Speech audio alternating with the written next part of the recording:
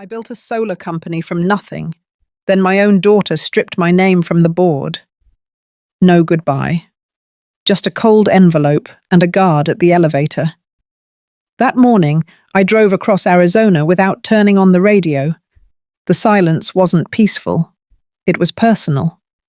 And as the sun burned over the desert, I kept thinking, if they could erase me from the company I created, what else had they already taken without asking? I arrived at the office at 6:25, just like I had for the last 27 years. The same travel mug in hand, the same desert breeze brushing against my shoulders as I walked from the parking lot. The early light hit the glass front doors, catching my reflection as I tapped my badge. Nothing happened. I tried again. Still nothing. Inside, I could see Nora at the front desk. She glanced up, then quickly looked down, pretending to sort something in a drawer. That alone should have told me something wasn't right. A man I didn't recognize stepped out from the elevator bay. Tall, built like a former cop, the kind you don't hire for customer service. He held a white envelope with my name typed on the front. No return address, no company seal. He said my badge had been deactivated for security protocol updates, and this was from the board. I took the envelope, nodded once, and walked back to my car. I didn't open it. Not yet. I sat in the driver's seat for a long time, both hands on the steering wheel. I had turned 71 just last week. My daughter Brielle had given a speech at the company dinner, thanking me for my years of dedication, for being a visionary, a trailblazer. There were flowers. There was even cake. I remember her saying, "You'll always be our North Star." I guess stars can burn out quietly. Instead of driving home, I pulled onto the old highway out past Apache Junction. I didn't play music. I didn't make any calls. The desert rolled out in all directions, and the sun began to rise behind me. It used to be our dream, Brielle and I, bringing light to the forgotten corners. Solar grids for mobile homes, for reservation schools, for border clinics running on generators. When she was 12, she used to ride in the back seat with a clipboard, taking notes while I knocked on doors, asking people if they wanted to try something new. Now she sits at the head of the boardroom I designed, making decisions about a company I built. I didn't cry. There's no point in crying when the betrayal comes signed and notarized. Later that night, I opened the envelope. One sheet, plain language. My role had been transitioned to founder emerita, a ceremonial title, no voting rights, no access to internal operations, no legal standing, no voice. If you're still listening, I want you to know something.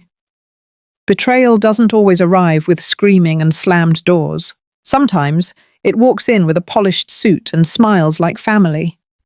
And by the time you realize what happened, the locks are changed, and your name is already gone from the sign at the entrance. Have you ever built something with your whole soul, only to be told, politely, that it's no longer yours? Then maybe, just maybe, this story was meant for you. I didn't go home that morning. Not really. I drove aimlessly for hours through the back roads of Arizona, past stretches of land where nothing grew but cacti and stubborn weeds, through forgotten towns where the paint peeled off buildings like old skin. The desert always reminded me of who I was before I became anyone in their eyes. When Brielle was 10, I used to take her on these roads in my beat-up truck. We'd bring sandwiches and blueprints and park outside empty lots, imagining solar panels shimmering under the sun. Back then, she thought I could fix anything. I suppose I did too. But now, that silence in the car wasn't the warm kind. It wasn't the silence of a child napping in the passenger seat. It was the silence of something ending. I stopped at a small gas station outside Superior, bought a bottle of water, and sat on the curb behind the building. The sun was rising higher now, heating the metal of the car until it burned to the touch. I opened the trunk and found the old folder I hadn't looked at in years. Inside were receipts from our first installation jobs, hand-drawn maps, even a letter from a school principal thanking us for restoring power to their classrooms. I held the paper like it was glass. No one remembered these moments anymore. The board only cared about partnerships and headlines. They chased contracts in cities with media coverage. But I remembered every single face from those early days. I remembered which neighborhoods waited 3 months before someone fixed their wiring. I remembered the kids who studied under blinking lights. That night, I didn't sleep in my bed.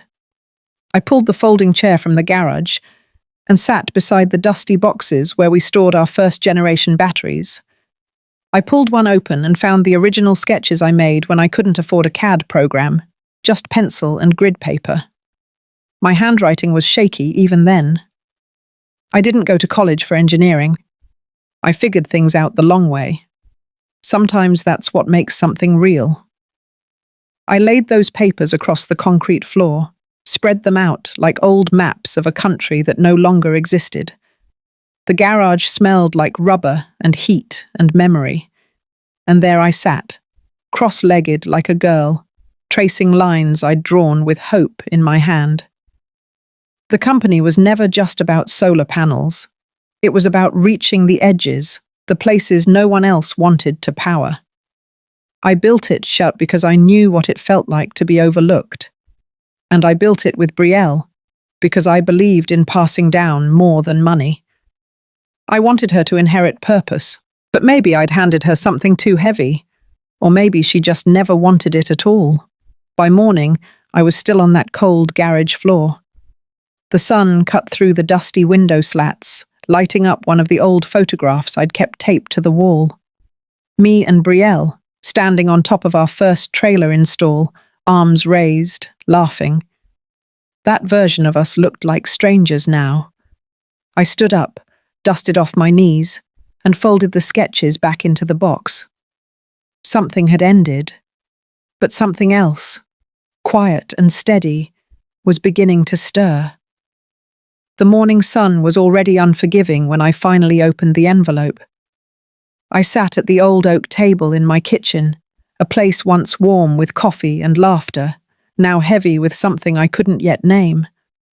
The paper inside was thick, official, printed with the company's seal. The words were clean, formal, and sharp. Effective immediately, I had been reassigned to a non-voting, honorary advisory role. No control, no voice, just a title for ceremony. It wasn't just that I'd been pushed aside. It was how quietly they had done it. The signatures were already there. Brielle's among them. I traced her name with my finger, recognizing the confidence in her handwriting, the loops and sharp ends. That was the same signature she practiced at 13, writing over and over on the backs of napkins at the shop while I filled out invoices. I scanned the packet again and noticed something I hadn't caught the first time. A clause, subtle, buried halfway through, mentioning an update to the company charter. It had been amended 6 weeks prior. All internal votes regarding structural shifts could now proceed without full board consensus, provided a supermajority was present. That was how they did it. They'd rewritten the rules while I was away on a community panel tour in Tucson. I had trusted them to handle the month's administrative routines. Trusted Brielle. I had no idea they were laying groundwork for this. There was no screaming, no confrontation, just the cold mechanics of legality. I pulled out my laptop and began digging. Logged into the board archives with my legacy credentials. They hadn't revoked them yet. The meeting logs were vague. Brielle had chaired 3 sessions, each lasting under 20 minutes. The final one sealed the amendment. I opened my emails from that week. There were none from her. Just one automated message from the operations team about a marketing video in progress. That was it. I closed the laptop and sat back. The betrayal wasn't sudden. It had been quiet, steady, disguised as strategy. I got up and moved to the hallway closet.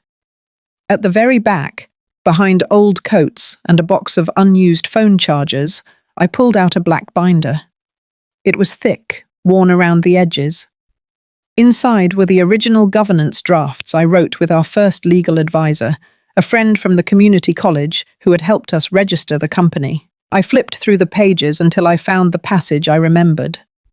A clause I had fought to keep back then, despite pressure to remove it for simplicity. Founders may retain discretionary access to internal documents for purposes of legacy continuity. It wasn't much, but it was something.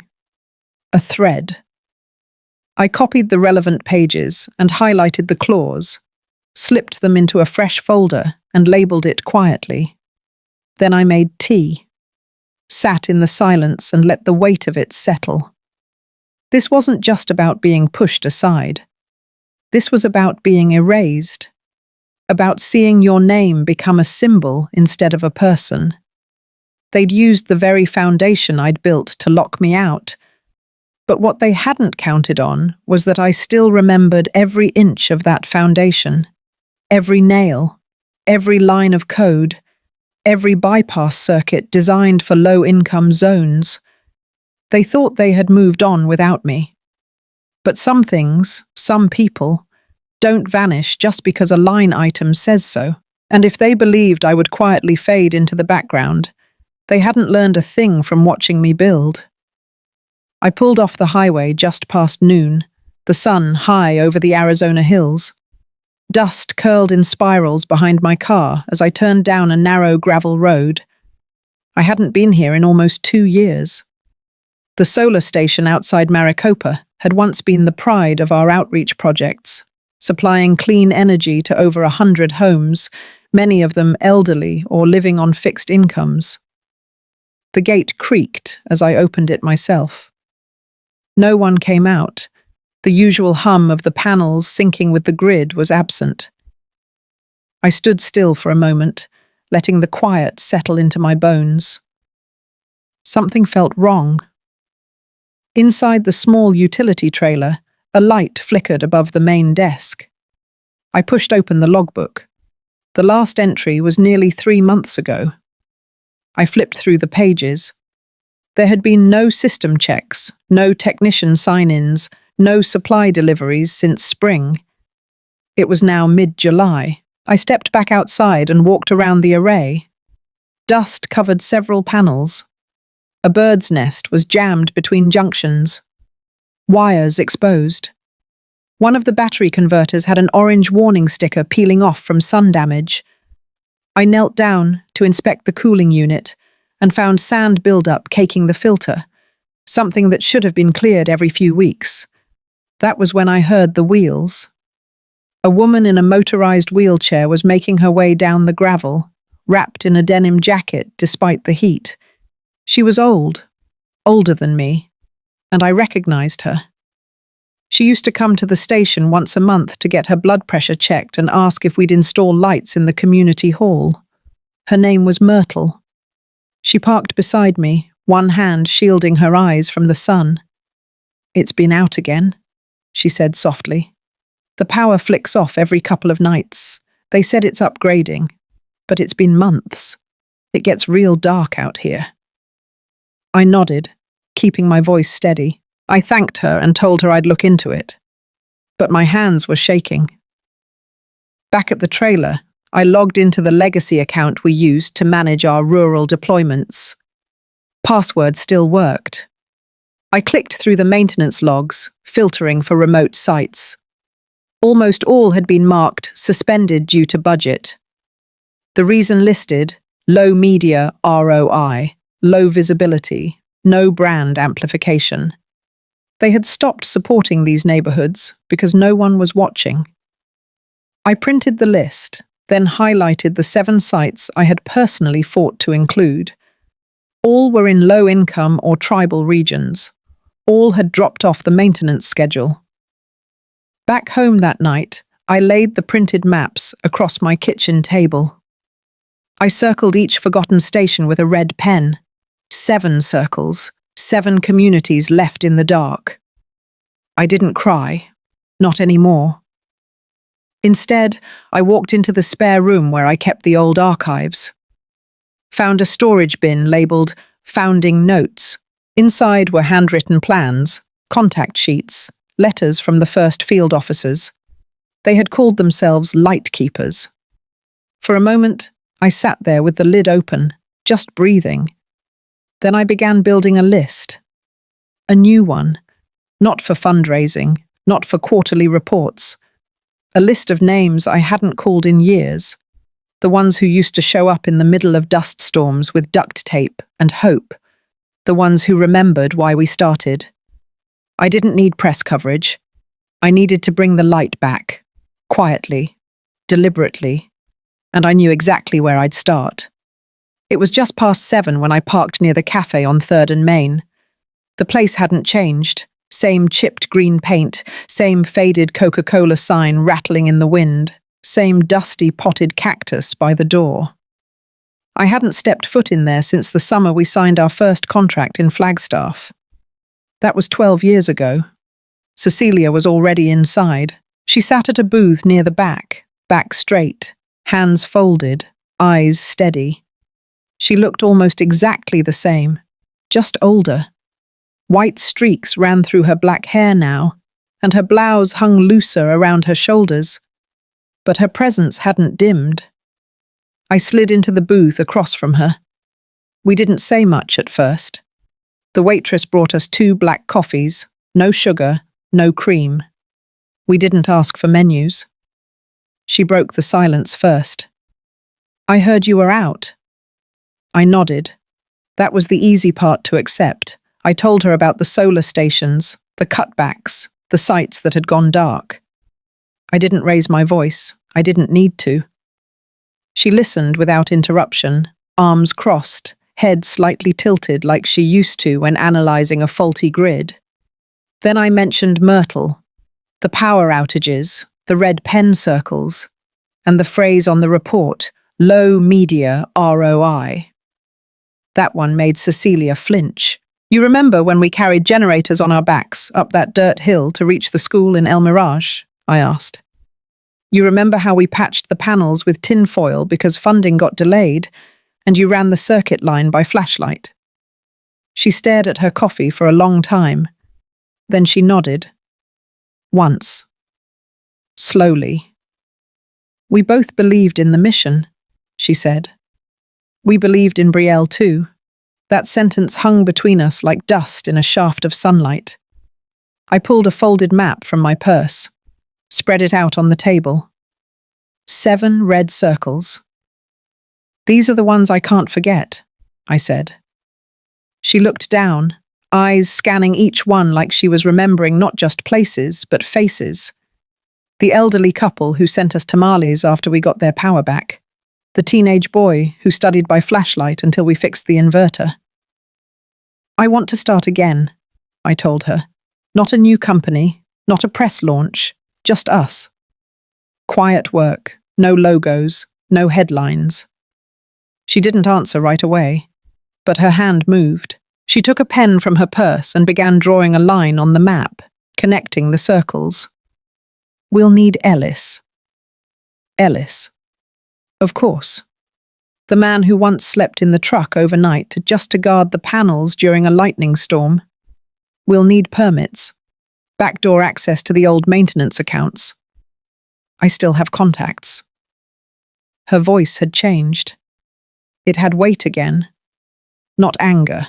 Purpose. I nodded. We called it Quiet Grid.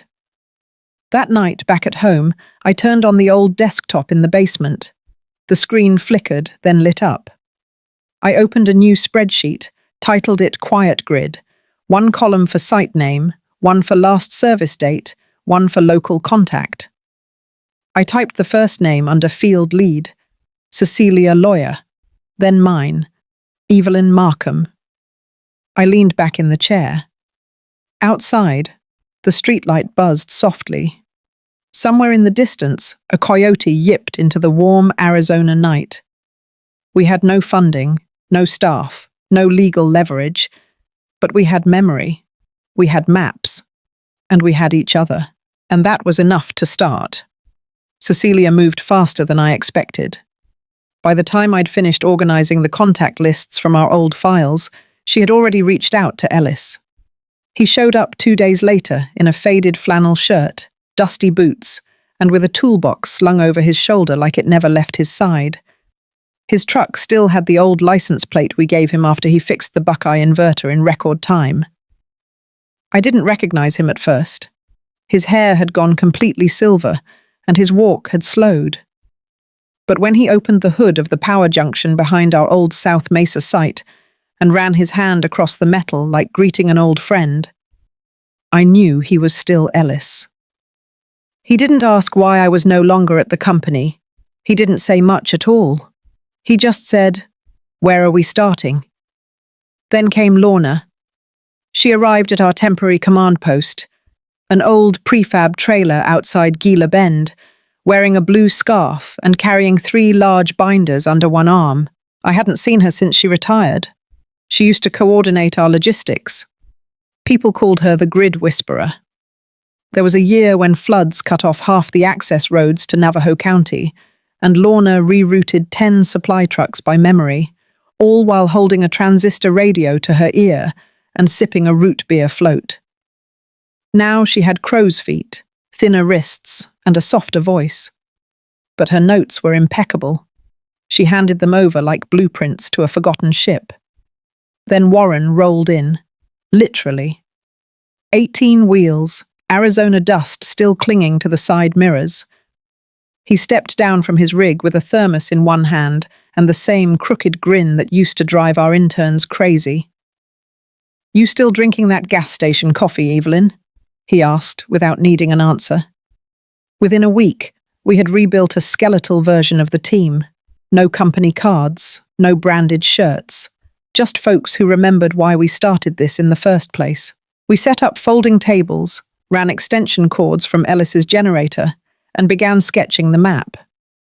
7 sites, 4 counties, 43 homes without consistent electricity, no fundraising campaigns, no social media blitz, just word of mouth and old trust.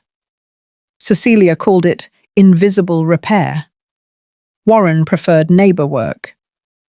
Lorna said it felt like 2009 again, when we were too poor to fail and too stubborn to stop. Every evening, we'd report back on paper. Paper. None of us trusted digital anymore. The algorithm didn't care about elders using hot plates on shared extension cords or classrooms relying on solar for ceiling fans. By Friday, we had our first success. 1 small inverter at the outskirts of Duncan. The school janitor had covered it with a tarp for 3 months, hoping someone would show up.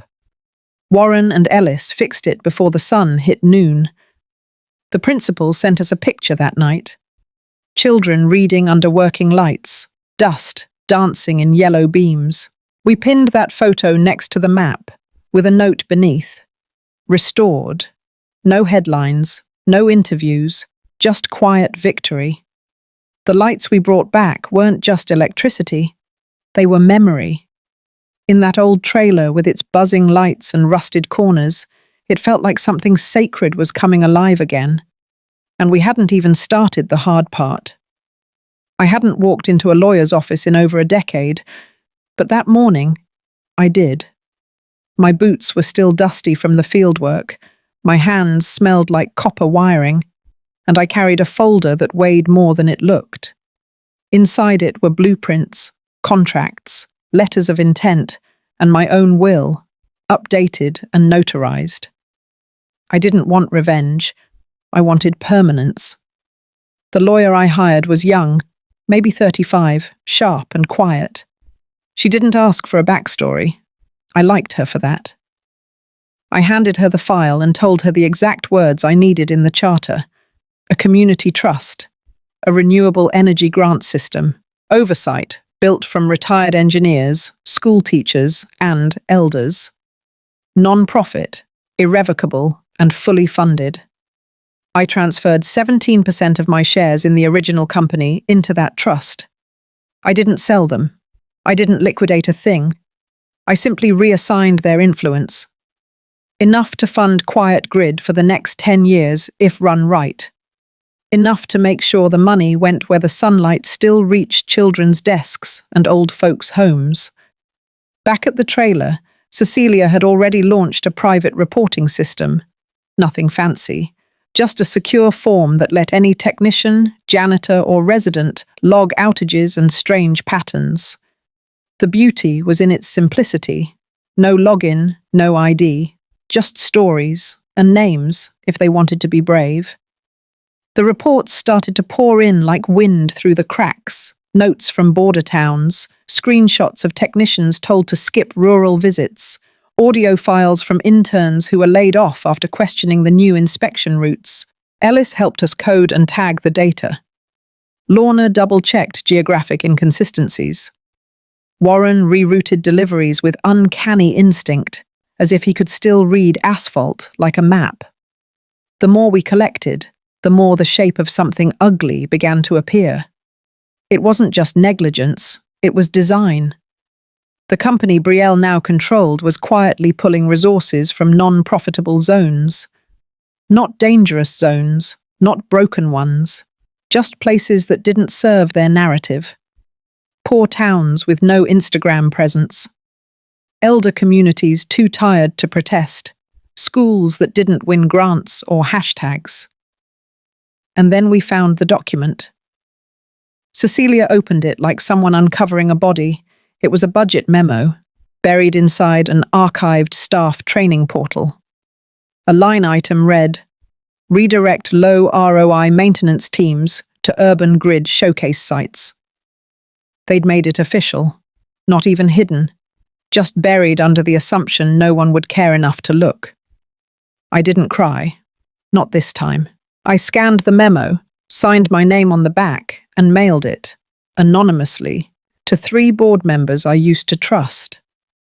That night, we held our first Quiet Grid roundtable. No microphones, no cameras, just 7 of us under a single bulb, sipping tea and listening to wind slide through the trailer seams.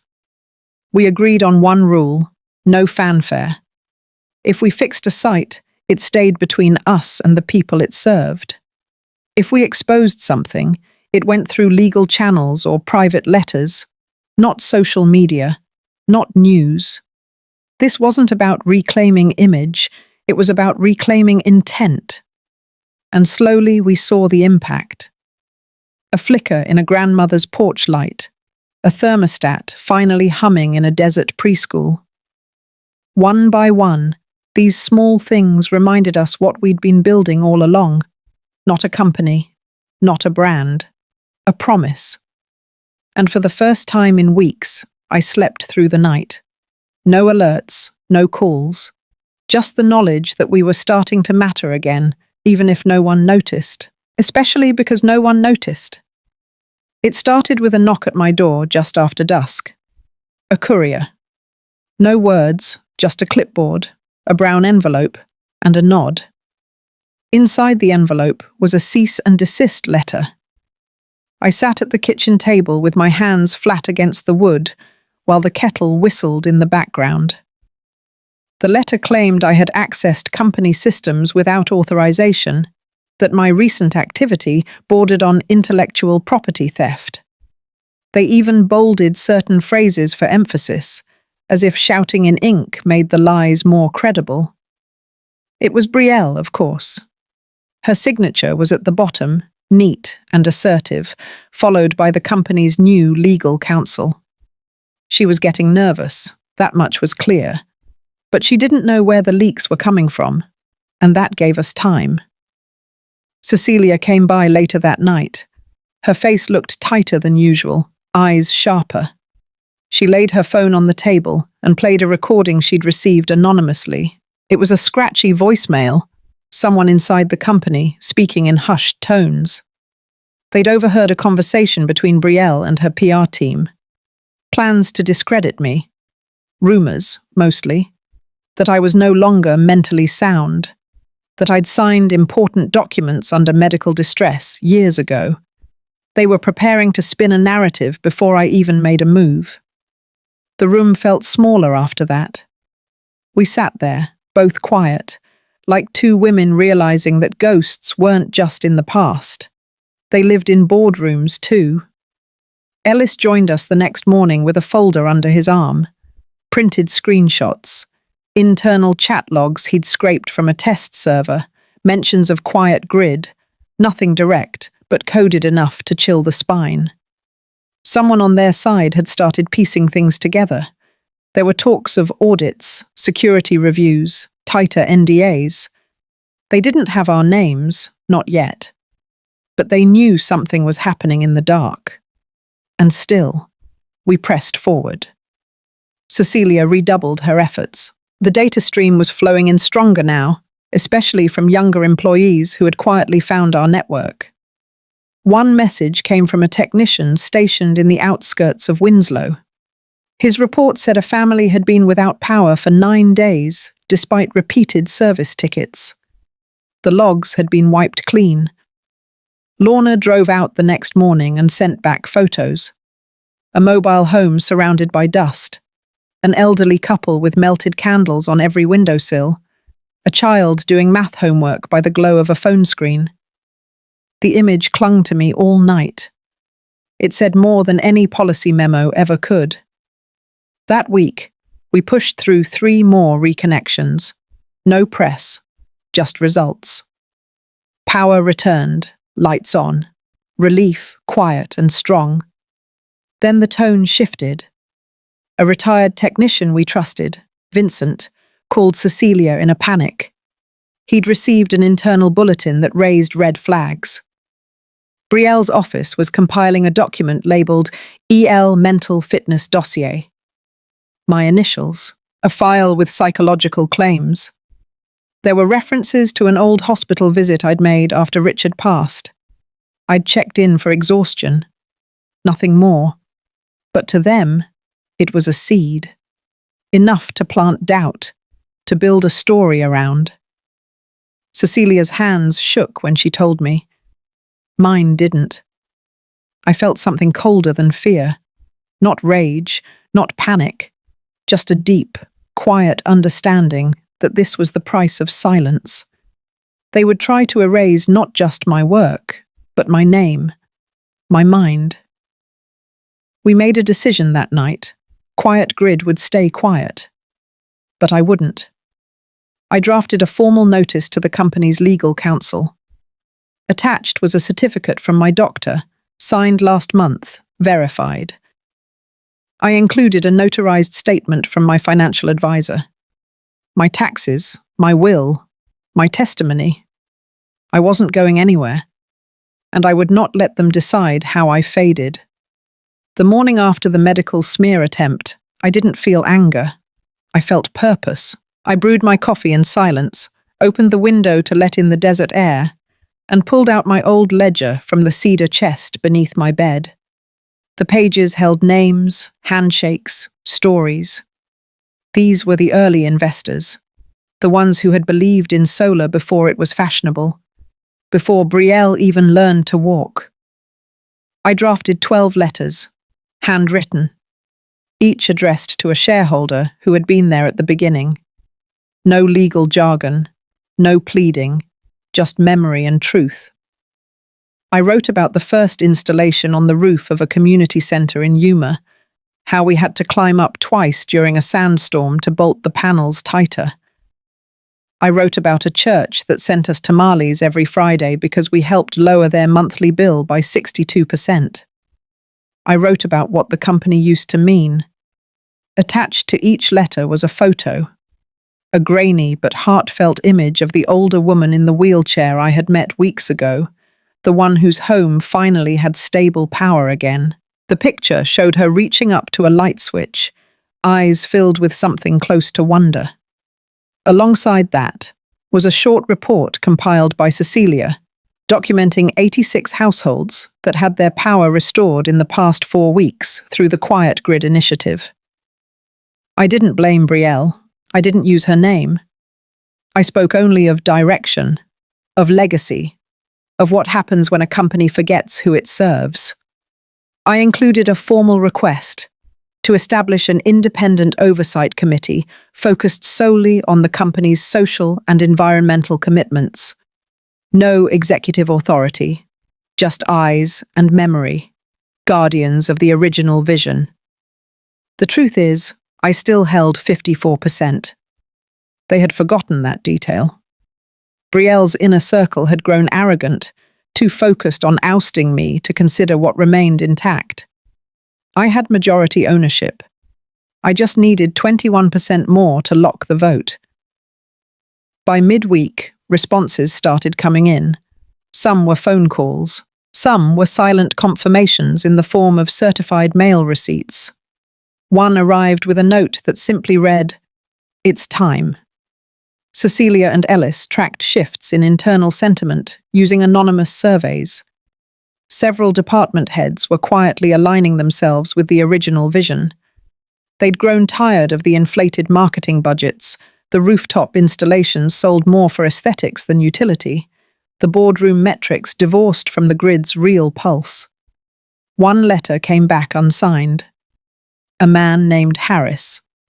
He had once helped me solder faulty connectors in a dusty lot outside Sedona.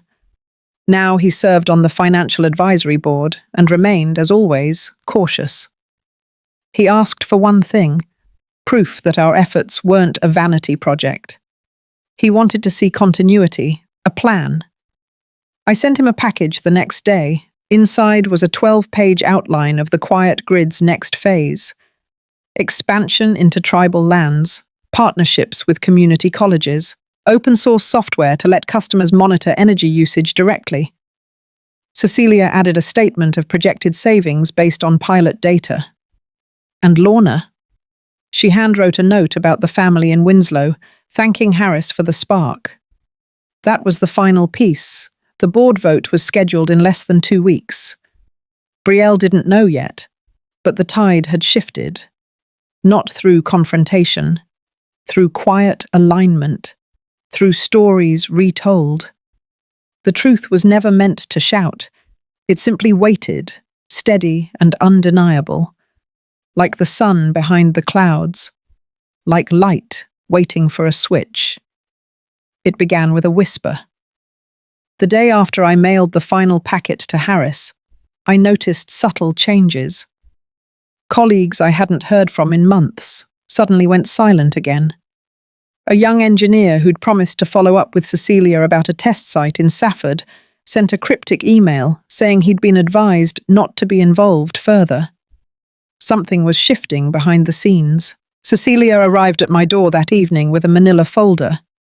Inside was a memo leaked from the public relations team. It was marked draft, but the intent was clear. Brielle had authorized a media package labeling me as increasingly unstable. The narrative framed me as emotionally compromised, hinting that I had been struggling with memory lapses and had, in the past, signed off on critical decisions while under duress from unresolved health issues. It was subtle, but poisonous. The language was carefully measured, as if it came from concern. But the goal was to erode my credibility just days before the board vote. The plan wasn't to remove me legally, it was to create enough doubt that I'd appear unreliable in the eyes of shareholders and the public. Brielle knew she couldn't fight the numbers anymore, so she turned to shadows. Cecilia sat quietly while I read through the memo. Her face was calm, but her hands kept fidgeting with the edge of the tablecloth. I looked up and said only one thing. We need the truth on paper, verifiable, irrefutable. The next morning, we reached out to a network of professionals I had kept contact with over the years. Not allies, not loyalists, just people who valued truth. A team of independent doctors conducted a full psychological and cognitive evaluation. Every test, every screen. Cecilia coordinated with our legal counsel, ensuring every step was documented under federal and state standards. Within 48 hours, I had in hand a certified report, no impairments, no concerns, full cognitive function, emotional clarity, physical health appropriate for my age. I didn't share the report yet. I waited. Because then came the second blow. Another anonymous source within the company delivered an email chain to Cecilia. It showed that Brielle had quietly approved an internal budget realignment 5 months ago. She redirected over $300,000 from the outreach fund into something labeled Executive Visibility Enhancement, which, as it turned out, included spa retreats, branding consultants, and a 6-month lease on a luxury apartment near Phoenix. Cecilia gathered the evidence, and we prepared a dual packet. On one side, my medical clearance, on the other, the financial misuse, each one damning on its own. Together, they told a story. No accusations, just facts. I sent copies to the Oversight Committee in formation, the original 12 shareholders, and legal representation for the board. The timing was intentional, just 3 days before the official vote. Brielle's team scrambled. They released a public statement that same night claiming misunderstandings around executive spending and concern for my well-being. But the words rang hollow now. Too many eyes had seen too much. Cecilia and I didn't respond publicly. We didn't need to. Instead, we returned to work. We checked the quiet grid nodes, we updated the energy reports, and I called Lorna to confirm the final site in Bisbee had gone live. When you plant seeds in truth, you don't rush the harvest. You wait, you water, and when the time is right, you gather quietly. The storm was almost here, but I had already found shelter, not in walls, but in what we had built, and no storm could take that away. The conference room was smaller than I remembered. The long oak table, polished to perfection, reflected the morning sun in streaks of gold. 12 chairs lined each side, everyone occupied by a familiar face. Old colleagues, founding shareholders, people I had once shared vending machine coffee with at midnight during our first prototype rollout. Brielle sat at the far end, crisp in her tailored blazer, surrounded by her legal team. I didn't bring anyone with me. Not Cecilia, not Harris. I wanted no distractions, no noise, just the truth. The chair of the meeting, Marvin Elliott, cleared his throat. His voice had lost its sharpness, but not its authority.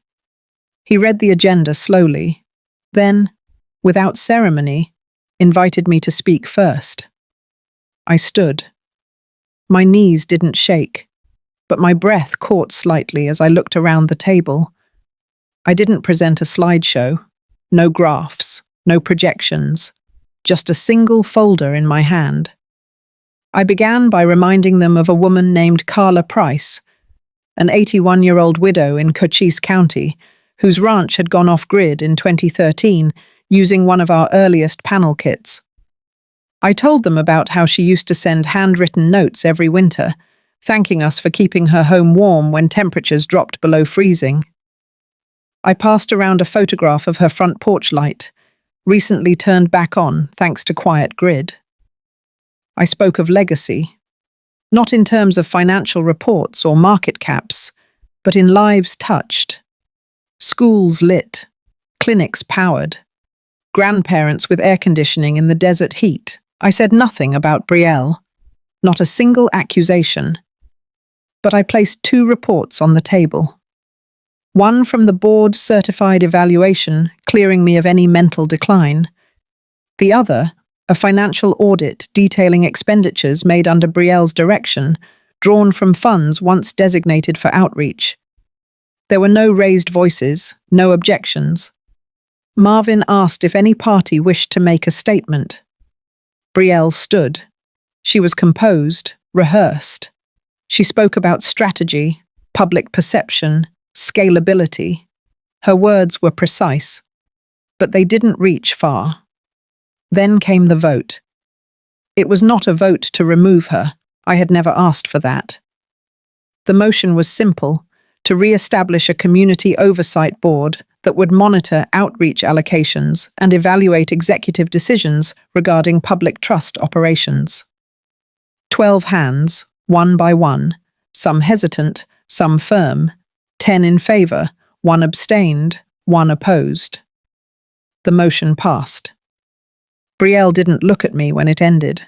She folded her notes, nodded to her team, and left the room before Marvin adjourned the meeting. No one cheered, no applause, just silence. I walked out alone. The desert air was still, almost too still for mid-morning. I sat in my car a while, letting the warmth soak through the windshield. The road ahead wasn't a return to the past. I wouldn't be reclaiming the title of CEO. That chapter was closed. But what had opened was something quieter, deeper, a stewardship, not a throne. In the rearview mirror, I saw the board members begin to exit the building. Some paused before leaving the lot. A few looked up, perhaps wondering how long the sun had been this harsh. It had always been that way, but today it felt just a little more forgiving. I woke up before sunrise, no alarm, just the quiet hush of the Arizona morning. The sky outside my bedroom window had barely begun to shift from indigo to gold. I pulled on my boots and stepped outside. The air was cool, dry. The scent of creosote and sun-baked dirt filled my lungs. For the first time in months, my hands weren't trembling. There was nothing urgent waiting, no boardroom, no legal notice, just the soft rhythm of a day beginning. A single notification blinked on my phone. One of the field techs had sent it before dawn. The message was simple. System normal. Power levels steady. All nodes online. I let out a breath I hadn't realized I'd been holding. The quiet grid was stable. It was working. Another message followed minutes later. From Cecilia. A photo. A child, no older than 10, sitting in a tiny classroom somewhere in Apache County. The lights were on. A fan spun slowly overhead. The boy's face was turned toward the whiteboard, pencil in hand, focused. There had been days when I wondered if all of this would be for nothing. When Brielle's team pushed the mental incompetency narrative, I had felt the old weight of doubt crawl up my spine. But I held on, not because I needed to win, but because I needed to remember why I started.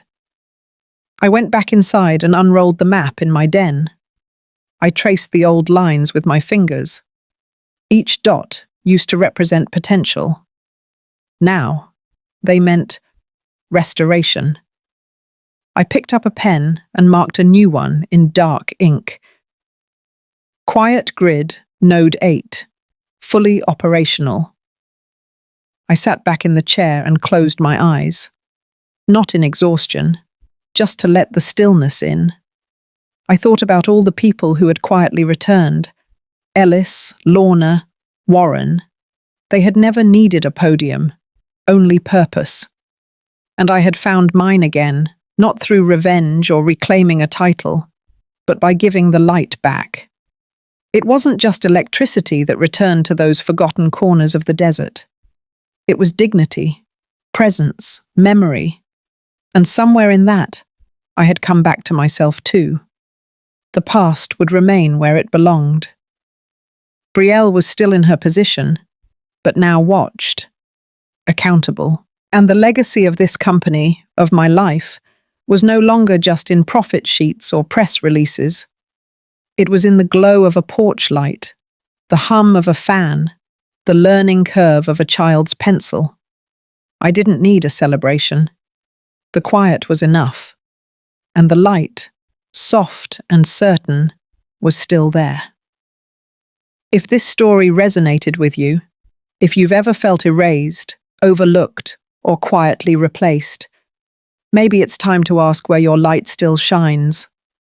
I'd love to know what part of Evelyn's journey spoke to you the most. You're not alone. We're listening.